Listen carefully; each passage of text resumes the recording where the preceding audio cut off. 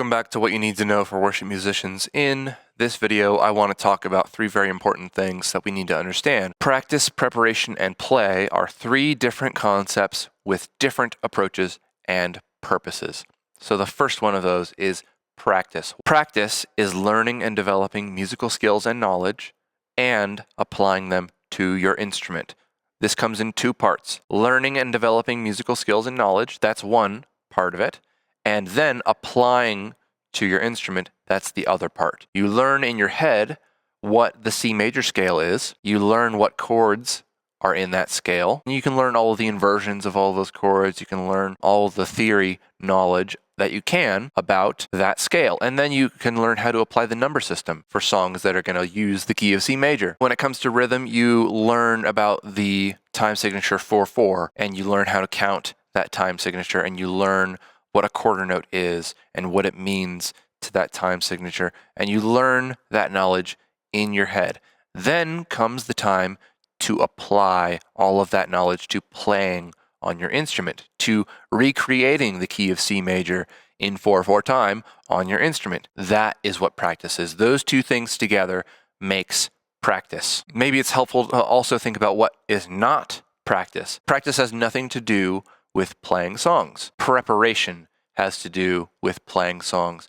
Practice has to do with learning and acquiring knowledge and applying it to your instrument about music, about scales and chords and rhythm. Preparation is applying your musical skills and knowledge to the songs you are learning and leading in church. If you're not going to be responsible for playing until next month, that doesn't mean that you get all that time off from practicing your instrument. Have a practice routine that you follow. Have specific exercises that you work on that help you develop in the ways that you want to develop. Do you want to learn your major scales a little bit better? Then tailor your practice routine to developing your major scales. Or if you need to practice your rhythm and playing with a metronome, playing with the click track, then you need to tailor your practice routine towards that. Don't just take off the whole month if you're not leading worship this month. Don't even touch your instrument. Practice also takes maintenance. If you don't practice regularly, you will lose the skills that you work to acquire. Practice is important for your preparation because you practice in order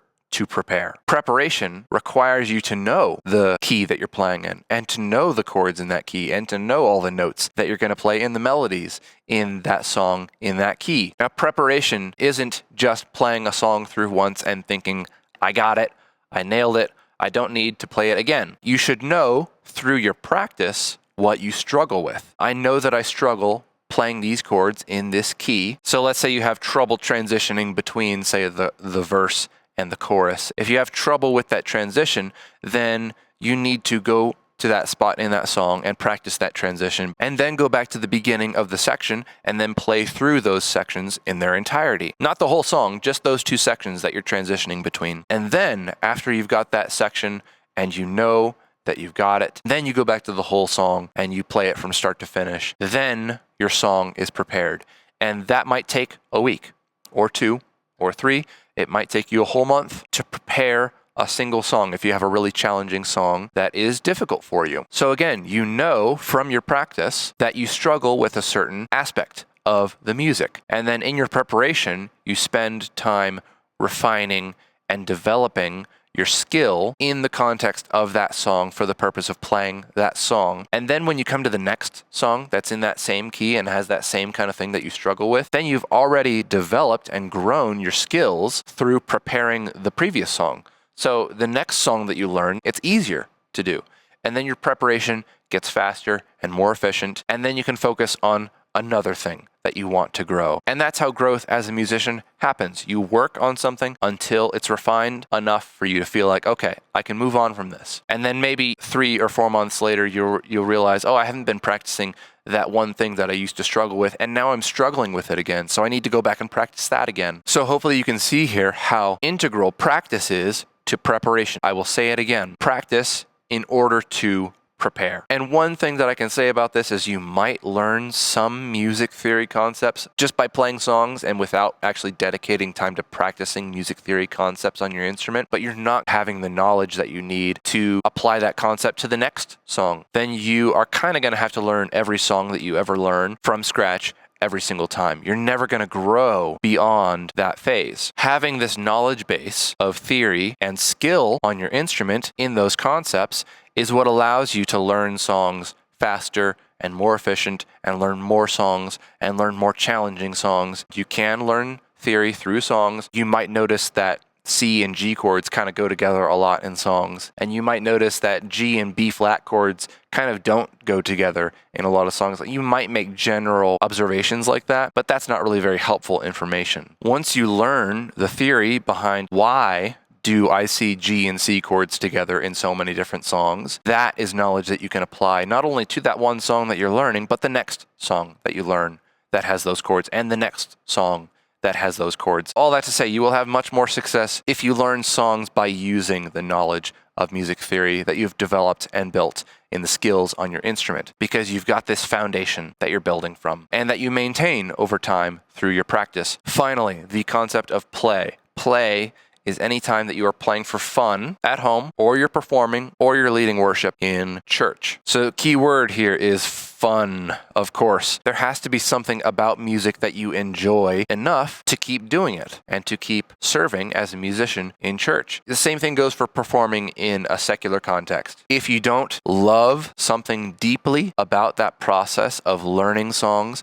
and performing songs, then why are you doing it? So thinking about that in the context of leading musical worship in church, one of the reasons why we might not enjoy playing in church is because we haven't practiced enough. And because we haven't practiced enough on our instrument, then we can't prepare effectively the music that we are responsible for leading. And if we aren't adequately prepared or practiced, that means that playing in church is just going to be a miserable experience. All of this can come down to practice, self-awareness. Do I practice enough? Do I practice at all? Do I think that practicing is just playing the song through once and I'm done and then I go play video games or I watch TV? Now that you know that that's not what practice is, well, how do I practice now effectively to grow my skills? And then how can I use that to develop in my preparation? And then how can I use my preparation to enjoy playing in church more? I'm not trying to scare anybody off of the team here. I'm trying to actually encourage you to become a more effective servant in the church. You are not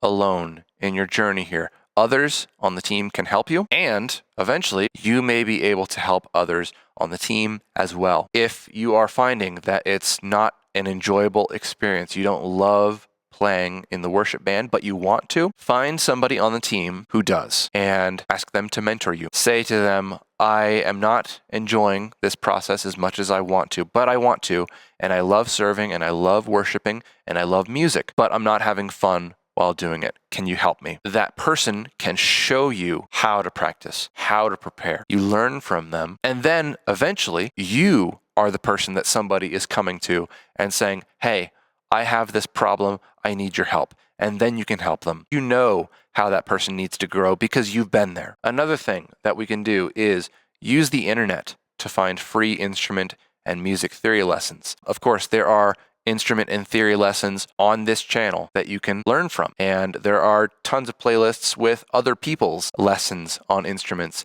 and lessons in theory and lessons in everything from audio engineering to cameras and lighting. You can use these free resources to help you grow. Maybe somebody who is mentoring you on the team points you to like, hey, there's this website that you should go to and you should check out. And you can go and learn from it in the same way that the person who's mentoring you learned from it. And then you have a resource that you can pass on to somebody else as well and say, hey, there's this thing that I used to learn, and that will help you to learn as well. Not to mention all of the phone apps that we can download, whether it's something as simple as a metronome or something like an ear training app that helps us hear chord functions within chord progressions and to identify which chord is it and what key is it in. And all of these things, there's free apps that are available to help us train ourselves and to develop essential skills like learning how to use scales on our instruments to play songs to lead the church in worship.